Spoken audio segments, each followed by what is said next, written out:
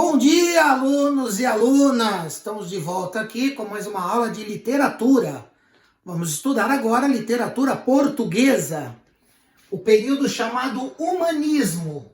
Nós havíamos estudado o trovadorismo, que é chamado de primeiro tempo medieval.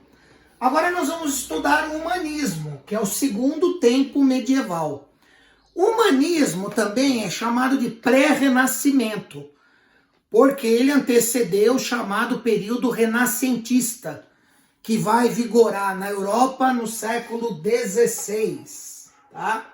1527 é o século XVI.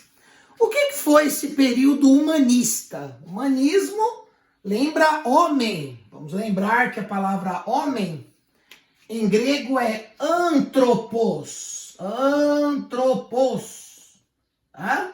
Isso aí, palavra ser humano, né? Não homem no sentido masculino, mas homem no sentido universal. Então, a palavra humanismo, anthropos, o pensamento agora deixa de ser teocêntrico e teremos agora um pensamento antropocêntrico. O homem no centro do universo. Esse é o chamado período humanista. Vamos ver aqui um panorama histórico, literário, uma introdução a esse movimento que nós vamos estudar a partir de hoje. Panorama mundial, né? Então, Portugal se insere no mundo, então o que aconteceu no mundo aconteceu em Portugal também, ok? Crise no sistema feudal. Feudalismo é o sistema que caracterizou o primeiro tempo medieval. O feudalismo vai entrar em decadência, ok?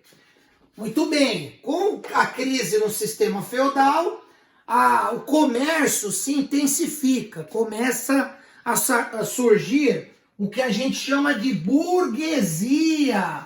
Burguesia, que eram aquelas pessoas, né, aquela classe social formada pelos burgueses. E burgueses vem de onde?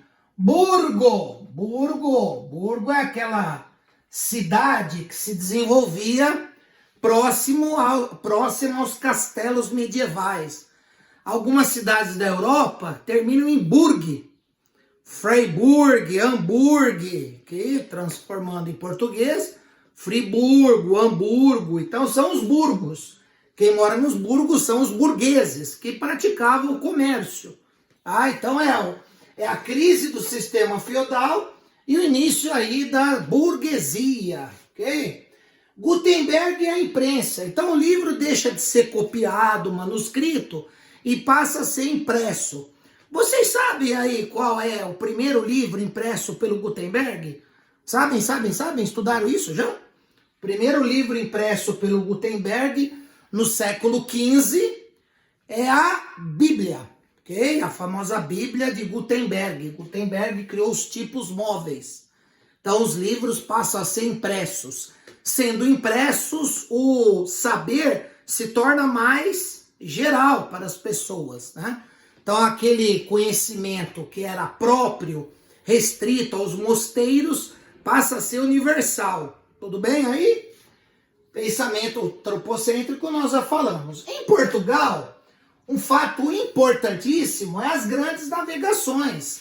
Nasce aí o período que a gente chama de período moderno. Portugal se lança ao mar e descobre aí, vamos lá, só duas descobertas marítimas portuguesas. O caminho até as Índias e o nosso Brasil, né? A ilha de Veracruz, terra de Santa Cruz, Brasil, ok?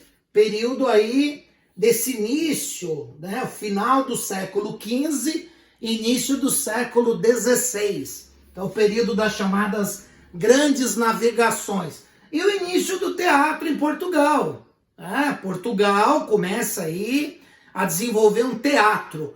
O principal autor português do teatro, iniciador, né, introdutor do teatro português, é o famoso Gil Vicente, cuja obra influenciou quem? Ariano Suassuna para escrever o Alto da Compadecida, que vocês já estudaram comigo.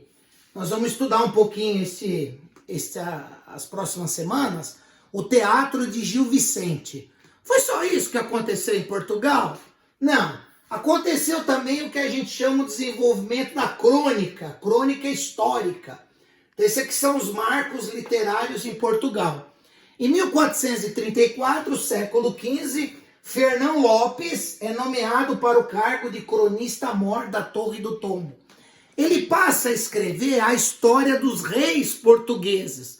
Reis são seres humanos. Então, o pensamento antropocêntrico, tá? Então, a nomeação do Fernão Lopes faz com que surja em Portugal esse movimento chamado humanista. Ele passa a escrever a história dos reis portugueses. A principal crônica do Fernão Lopes é a crônica de Dom Pedro, famoso Dom Pedro I português, tá? Não podemos esquecer que eu estou falando do Dom Pedro I português. O nosso Dom Pedro I, em Portugal, ele foi o quarto. Esse Dom Pedro, esse famoso Dom Pedro I português, ele tem uma história interessante com uma moça chamada Inês de Castro. Então, uma das principais histórias que o Fernão Lopes colocou no papel é a história de Dom Pedro, a Crônica del Rei Dom Pedro, famoso caso amoroso dele com a Inês de Castro. Então vocês percebem aí que o humanismo é pouco tempo, tá? Século XV e aí o meio do século XVI, quando surge em Portugal o chamado Renascimento, que nós vamos estudar ainda este ano, hein? Nós vamos estudar ainda este ano a obra do Camões para fechar aí, como eu já havia combinado com vocês, tá? Então essa aqui é uma geral sobre o humanismo, essa segunda escola literária que nós vamos estudar no nosso curso de literatura. Tudo bem, gente boa? Espero que vocês tenham entendido. No livro de vocês, didático, tem essas informações para vocês lerem. Tudo bem, gente boa? Até a próxima aula. Tchau, tchau.